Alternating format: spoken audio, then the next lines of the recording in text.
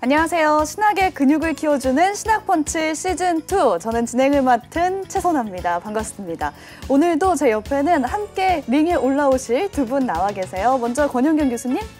네, 숭실대 기독교학과의 권영경입니다. 네, 김학철 교수님. 네, 안녕하세요. 연세대에서 기독교 가르치는 김학철입니다. 네, 반갑습니다.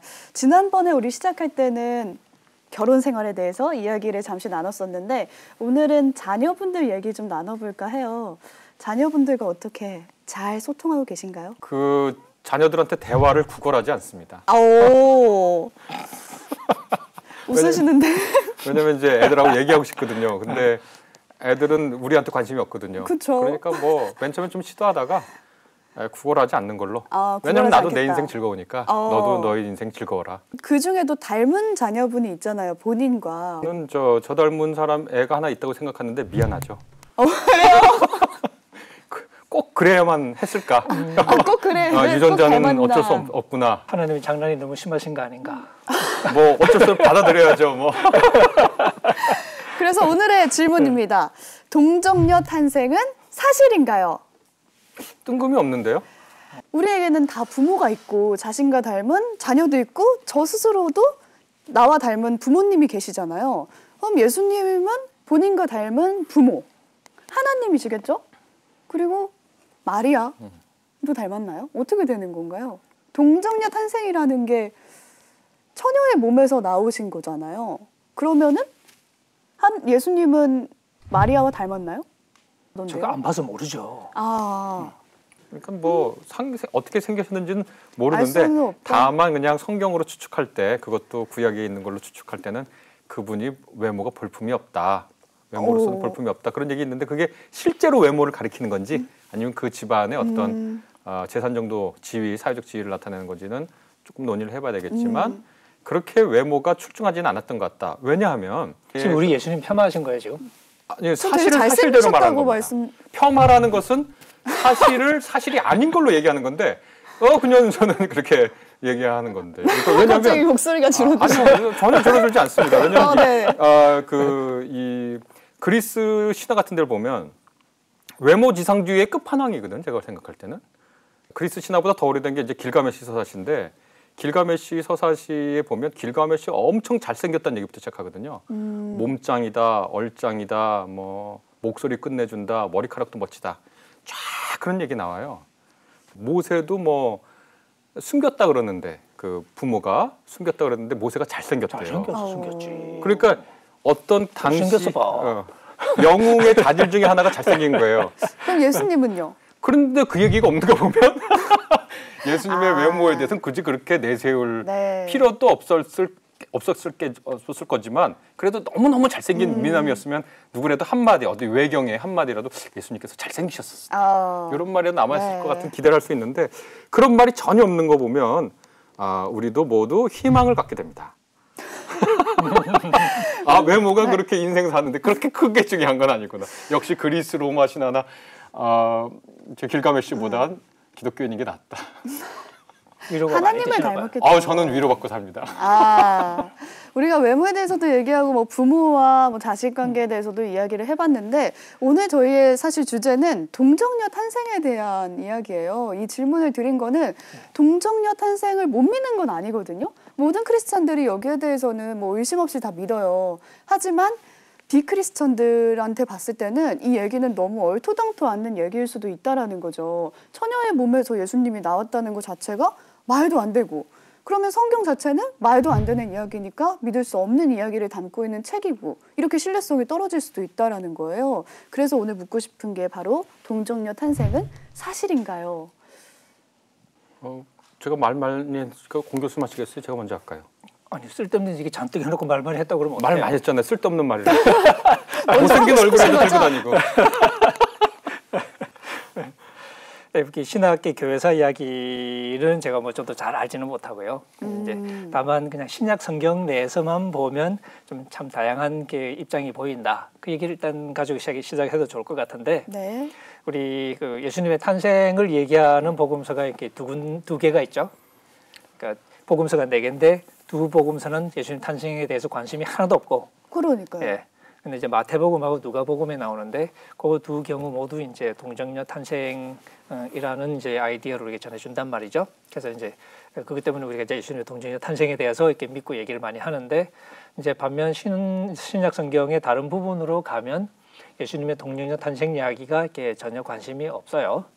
가장 대표적인 이제 바울 같은 경우인데 바울 같은 경우는 이제 예수님의 성육신에 관해서 얘기를 꽤 뭐 하거든요. 네. 그리고 이제 여자에게서 낳았다라는 표현도 쓰고 네. 그래서 유대인으로 낳았던 율법 아래 낳았다는 얘기도 하고 그러는데 여자에게서 낳았다는 것이 중요하지 동정녀 탄생이 중요하지는 않았었고 근데 특별히 또 이제 이게 더 이렇게 재미있어 보이는 게 바울은 하나님이 성령의 능력으로 생명을 주시는 얘기를 많이 하는데 그래서 아브라함 얘기를 하면서 아브라함의 아들 중에 네. 이스마엘이 있고 이삭이 있고 두 아들이 있는데 그 둘을 구분할 때 하나는 하나님이 약속을 해주셔서 태어났다. 하나는 그냥 인간적으로 태어났고 근데 하나님이 약속을 해주신 게 뭐냐면 인간적으로는 태어날 수 없는 늙은 아브라함과 사라에게서 그러니까 하나님 손을 댄 거지. 그러니까 손을 대서 태어난 거거든요.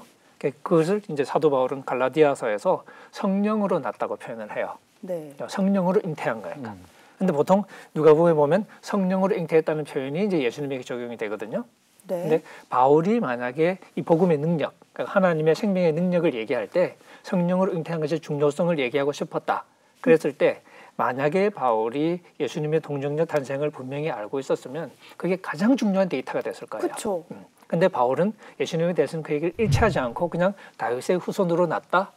여자에게서 낳았다. 혹은 로마서 9장 같은 데 가면 유대인으로 태어났었다 하는 정도의 얘기만 한단 말이죠. 그리고 이제 성령으로 잉태된 거 얘기할 때는 이삭 같은 사람을 얘기를 하고. 네. 그러고 이제 쭉 읽어보면 바울의 복음을 우리가 받아들이고 믿는데 예수님의 동정녀 탄생이 필요하냐면 전혀 필요하지 않아요. 그냥 여자에게서 나시기만 하면 돼요. 네, 바울 같은 경우도 그렇고 또 이제 히브리서 같은 거 예수님의 성육신을 되게 강조하는데 그 히브리서에서도 우리와 똑같은 존재가 되셨다는 거 무지 강조해요. 우리가 똑같은 혈과 육을 가진 존재가 되었고 죽음의 공포를 가진 존재가 되셨다. 그리고 우리가 똑같이 시험을 받았다. 그리고 이제 순종을 배우셔야 됐다. 뭐 이런 얘기를 해나가는데 그런 얘기를 할 때도 예수님의 동정녀 탄생을 알고 있다는 흔적은 전혀 보여주지 않아요. 그럼 바울은 동정녀 탄생에 대해서 모른다는 건가요? 그러니까 우리가 보통 침묵으로 붙은 논증이라고 부르는 그런 위험인데 왜냐하면 말을 안 하고 있다고 해서 사실 뭐 모른다고 우리가 넘겨짚을 수는 없지만 전체적인 정황을 봤을 때 그리고 바울이 소위 성령의 능력, 하나님의 생명의 능력에 관해서 강조하는 그 중요성을 봤을 때 네. 그리고 이 바울의 신학에서 예수님이라는 그 분의 그 중심성을 봤을 때 바울이 예수님의 동정녀 탄생에 대해서 침묵하고 있다는 이야기는 전체 정황으로 빌어보면 거의 확실하게 바울은 예수님의 동정녀 탄생을 모르고 있었다고 보는 게 가장 자연스러운 읽기죠.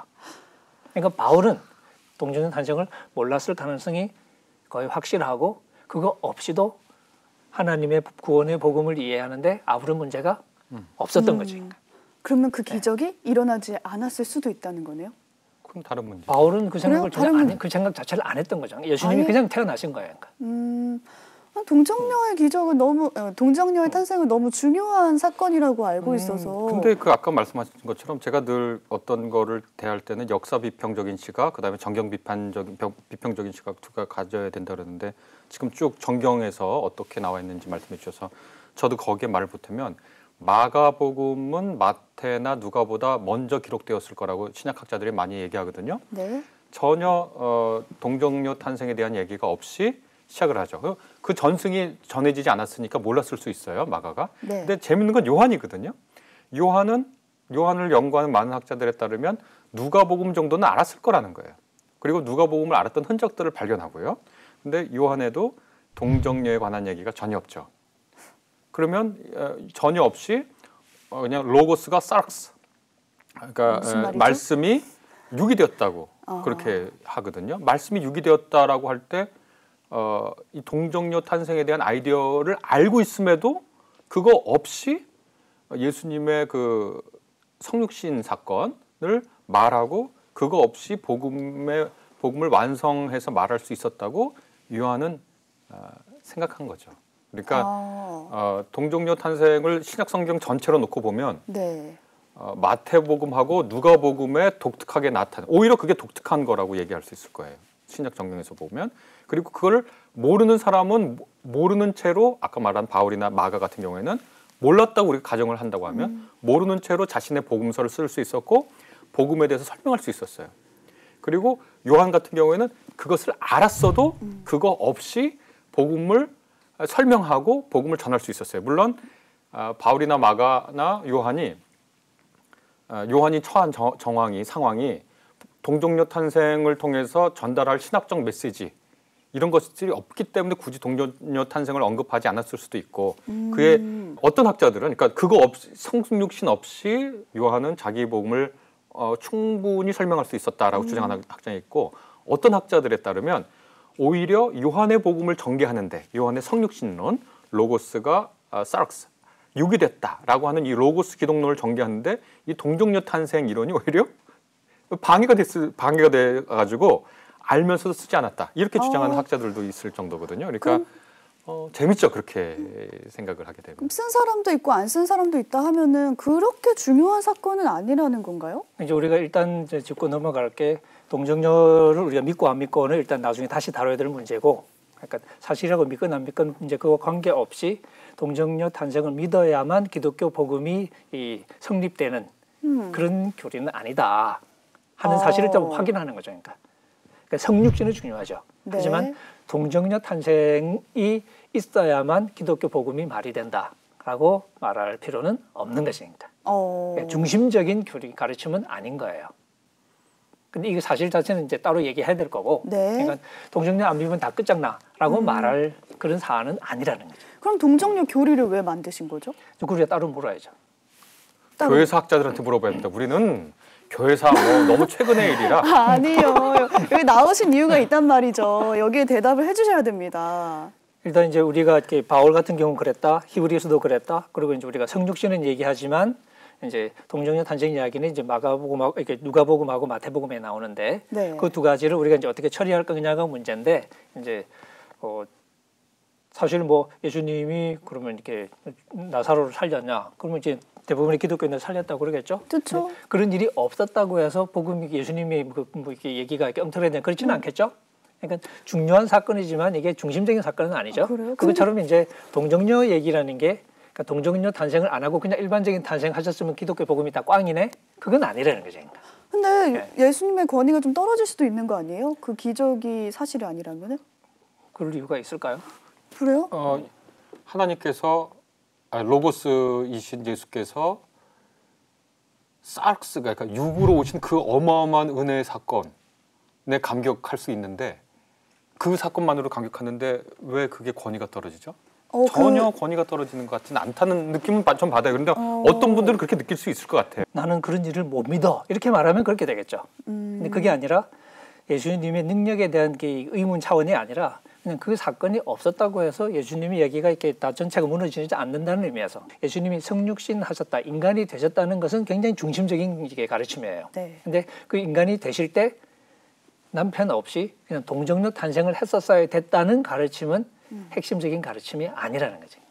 그런 의미에서 그러니까 이 실제로 하나님이 어떻게 하셨냐는 얘기는 아까 이제 얘기한 것처럼 따로 얘기해야 될 거지만 그냥 동정녀 탄생이 아니고 그냥 일반적인 탄생이어도 그게 우리 복음 얘기는 아무런 지장이 없는 얘기가 된다는 거예요. 그래서 아까 이제 역사 비평하고 정경 비평 두 개 해야 된다. 그런데 역사 비평 시각에서 보면 이 문제는 의외로 간단해요. 왜냐하면 어떤 신적인 기적적인 탄생, 기적적인 출생, 어떤 신적인 존재하고 인간 여성 사이, 남성이 날 수는 없으니까 인간 여성 사이에 특별한 탄생, 뭐 헤라클레스나 뭐 알렉산더 대왕이나 이런 사람들의 그 영웅 호골들을 낳았다. 어떤 신적 존재가 인간 이 땅의 여인과 결합해서 그런 건 이제 고대 세계에 널리 퍼져 있던 얘기인데 그 얘기를 통해서 하고 싶은 말은 뭐냐면 이 사람이 보통 사람이 아니라는 거거든요. 그러니까 인간 이상의 인간, 네. 그러니까 신과 근접한 인간, 우리가 그걸 영웅이라고 불렀죠. 영웅 신화, 영웅 숭배.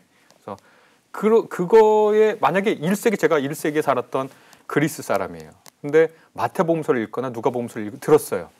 그럼 예수라는 분이 굉장히 특별한 분, 신과 가까운 분이라는 뜻이구나로 알아들었을 거예요.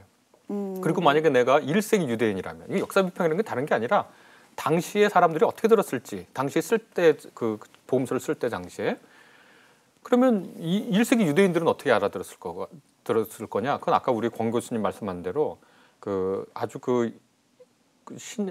구약의 이스라엘의 역사를 보면 굉장히 특별한 탄생들, 아까 말한 이삭의 탄생이나 또 사무엘의 탄생이나 또 삼손의 탄생이나 삼손 탄생 맞는지 기억이 헷갈리는데 그런 탄생을 보면 하나님께서 특별하게 임하셔서 아이를 낳게 하는 그러한 이야기 속에서, 그러한 맥락 속에서 예수님의 동정녀 탄생, 우리가 말하는 동정녀 탄생 이야기를 이해했을 거예요. 그러니까 오늘날의 기독교 교리, 기독교 이야기 그런 것까지는 안 갔어도 1세기에 살던 유대인들이나 그레코 로마 세계에 살던 사람들은 이분이 그냥 여느 인간이 아니라 굉장히 특별한 신의 호의와 신의 특별한 섭리 속에서 태어나서 특별한 사명을 감당하는 사람이구나, 이런 생각을 했을 것 같아요. 그래서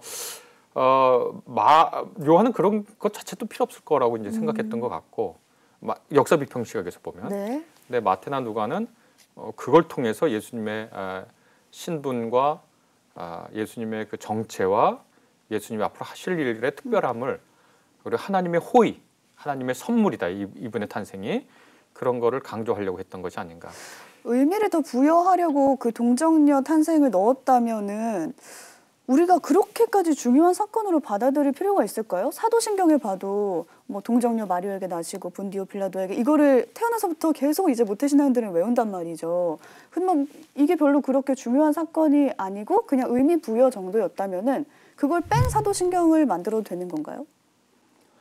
그렇게는 대답 못해요. 교회에서는 사실 그 사실을 중요하게 생각했죠. 왜냐하면 마태복음과 누가복음에 이게 분명히 나오기 때문에.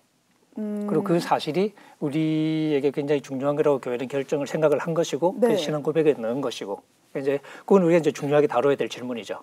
그러니까 이게 없으면 기독교 복음이 무너지냐? 그건 아니라고 해도 분명히 마태복음과 누가복음에서 이것을 실제 역사적인 사실로 기록하고 있는 건 사실이거든요. 네. 이제 그런 면에서 이 교회가 이것을 신앙 고백 일부로 받아들인 것도 자연스러운 일이고, 그 우리 질문은 이거 우리가 믿을 수 있냐 없냐 하는 질문으로 가겠죠.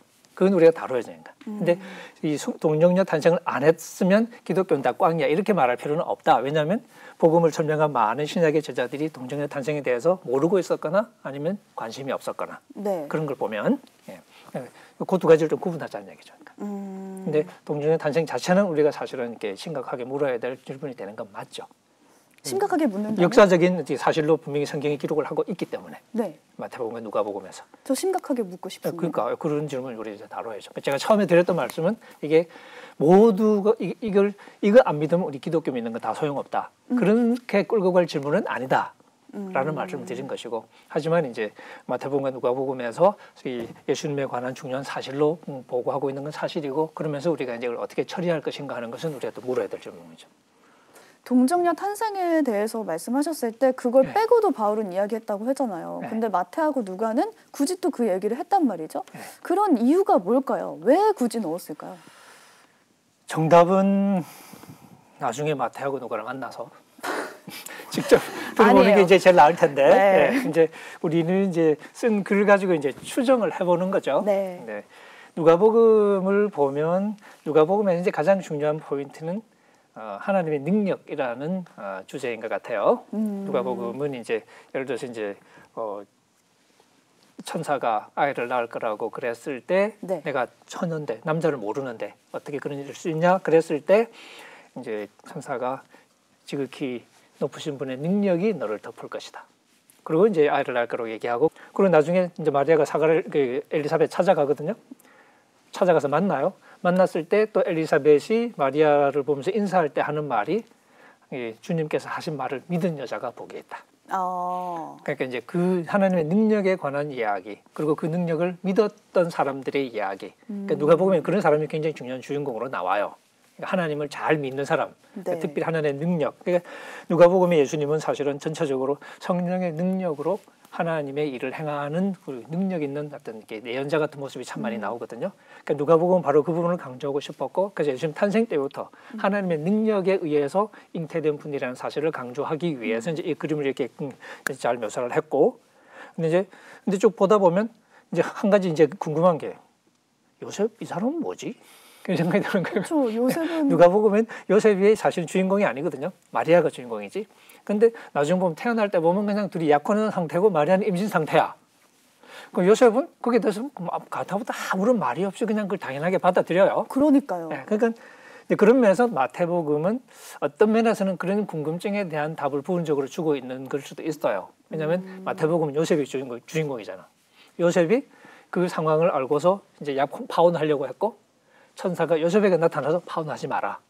성령으로 응체된 거다. 하나님이 하신 거다. 이렇게 얘기해주고 그래서 결혼을 계속 결혼 성사되는 거죠. 그리고 아기 놓고 그리고 예수님 태어날 때까지 같이 이제 이 섹스 안 했다. 그런 얘기도 나오고 이게 모든 설명은 아니겠지만 뭐 그런 우리가 가질 수 있는 어떤 그런 부분을 약간 해소해주는 요셉의 좀 이렇게 불편한 입장을 어느 정도 설명해주는 뭐 그런 게 이 의도도 있지 않았던가 하는 생각이 들고요. 그러니까 그게 부분적인 설명이겠죠.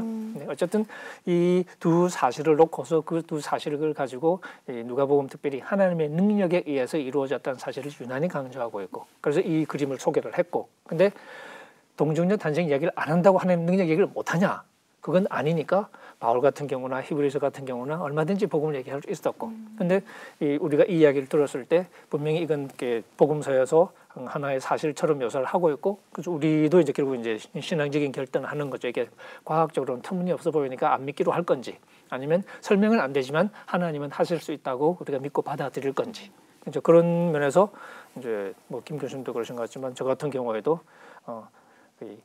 우리가 무언가를 믿고 안 믿고를 결정할 때 예를 들면 구약 같은 뭐 우리가 여리고 이야기를 지난번 한번 했었는데 그 얘기할 때도 그건 말도 안 되는 거 안 믿어의 차원이 아니라 전체적인 이야기의 흐름을 봤을 때 이것은 역사적인 의도를 전면에 내세워서 이거 아니면 꽝이야 그런 얘기가 아닌 것 같다.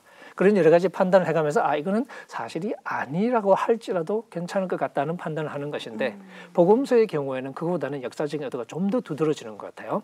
그럼 사실적인 측면이 있다? 예, 사실적인 의도가 분명히 있어 보이고 저는 이 부분에 대해서는 저도 과학적으로는 설명이 안 된다고 생각을 해요. 저는 과학자는 아니지만 사실 제가 아는 한들은 모르겠어요. 근데 그렇다고 해서 이해가 안 되니까 이건 불가능의 일이야라고 말할 수 있는 권리도 저한테는 없을 것 같아요. 우리의 이해 수준이라는 게 결국은 뭐 우리의 한계니까.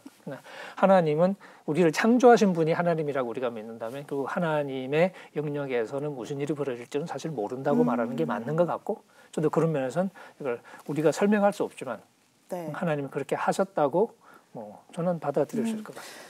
근데 신앙을 진실로 정말 믿는 사람들 중에도 이 동정녀 탄생 사실을 잘 받아들이지 못하는 사람도 있잖아요. 근데 그런 사람들이 이제 매주 교회에 가서 사도신경을 외우고 할 텐데 그럴 때 그분들에게 어떻게 조언을 해주시겠어요?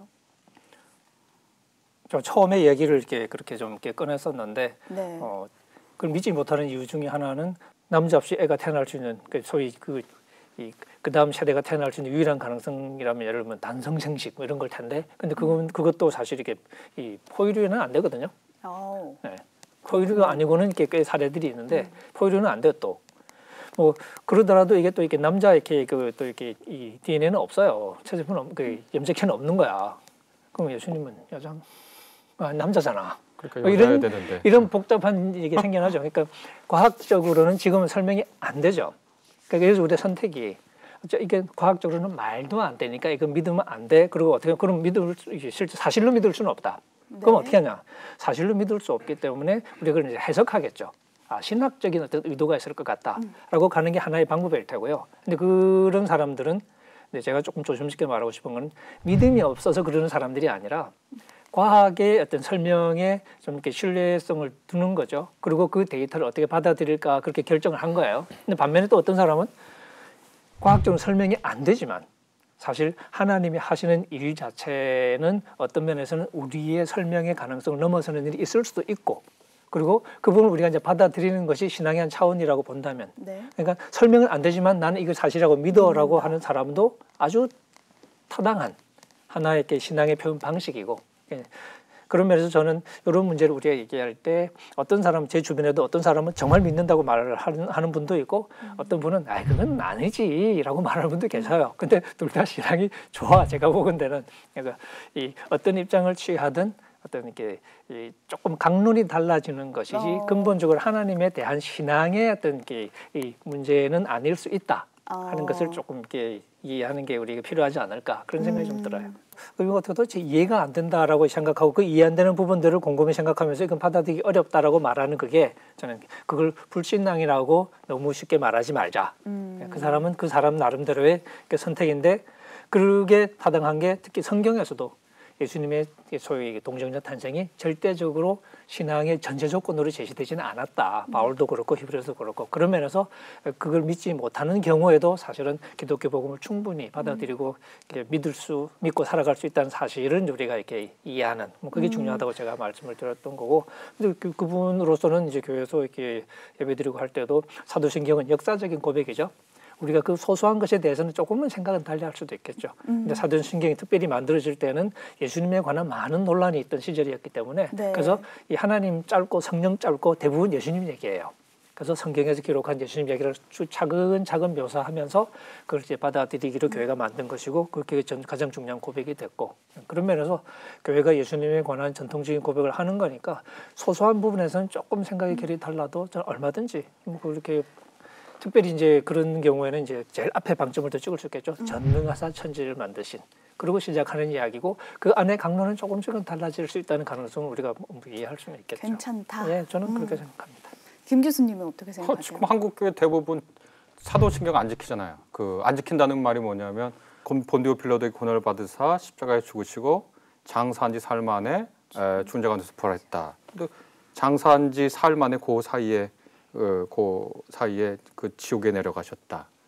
그 구절이 있어요. 아셨어요? 아니요. 그게 원래 사도신경이 있는데 그걸 다 삭제한 채로 지금 한국 개신교 다 외우고 있잖아요. 왜 삭제한 거죠?